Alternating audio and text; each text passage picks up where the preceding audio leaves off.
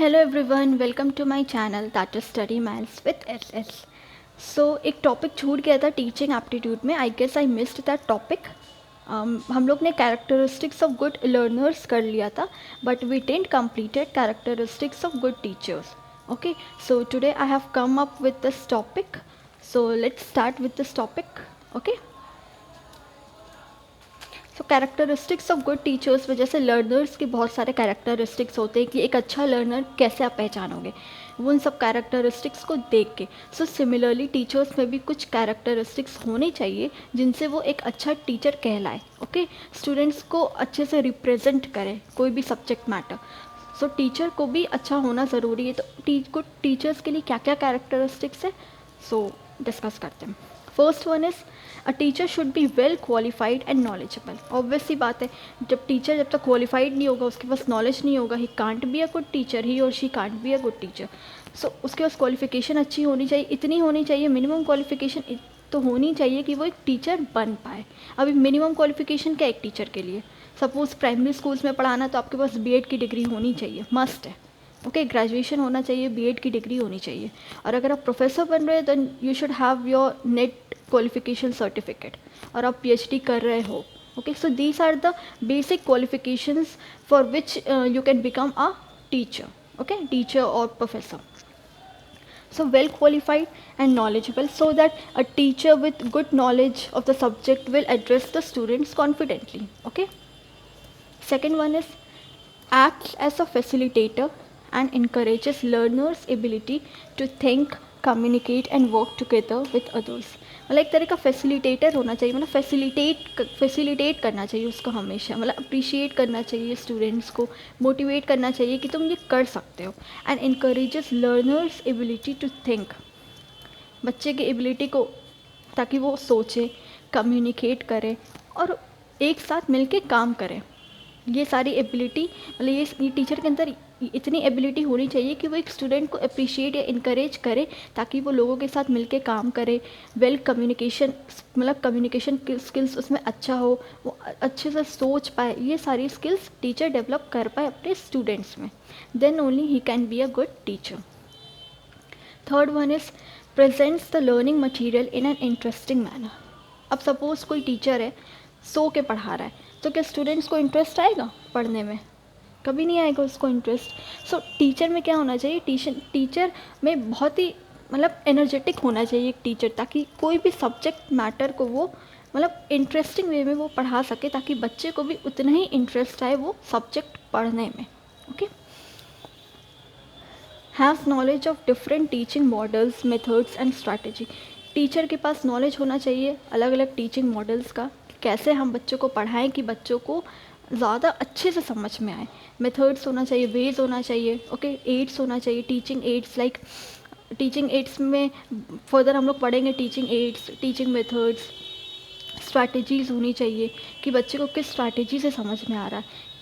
अगर बच्चों को एग्जाम्पल के थ्रू समझ में आ रहा है तो हम उसे एग्जाम्पल के थ्रू समझाएंगे. Okay, so various types of strategies, methods ये सारे टीचर्स को यूज़ करने चाहिए, ताकि उनके बच्चों को वो चीज़ अच्छे से क्लियर हो पाए. एकदम क्रिस्टल क्लियर करना बहुत ज़रूरी है.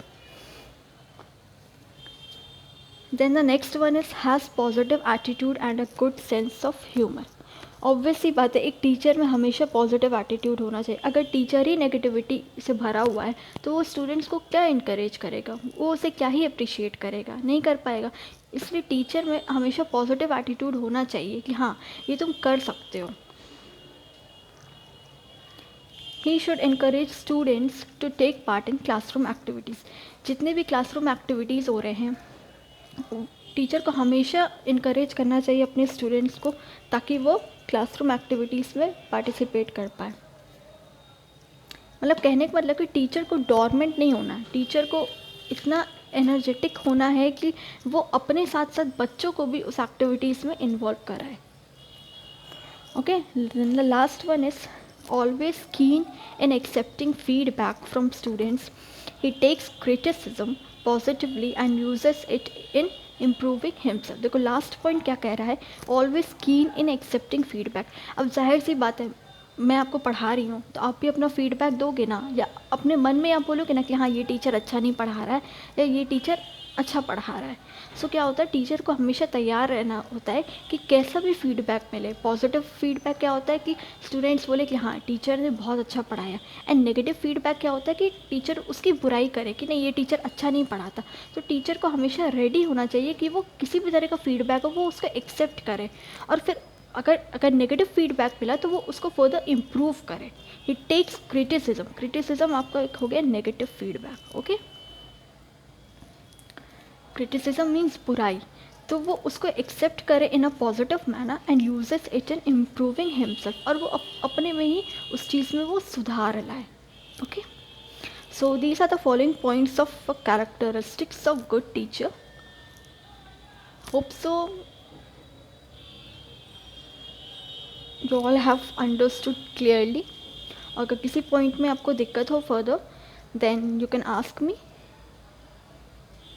सो till then bye, take care, next video के साथ मिलेंगे।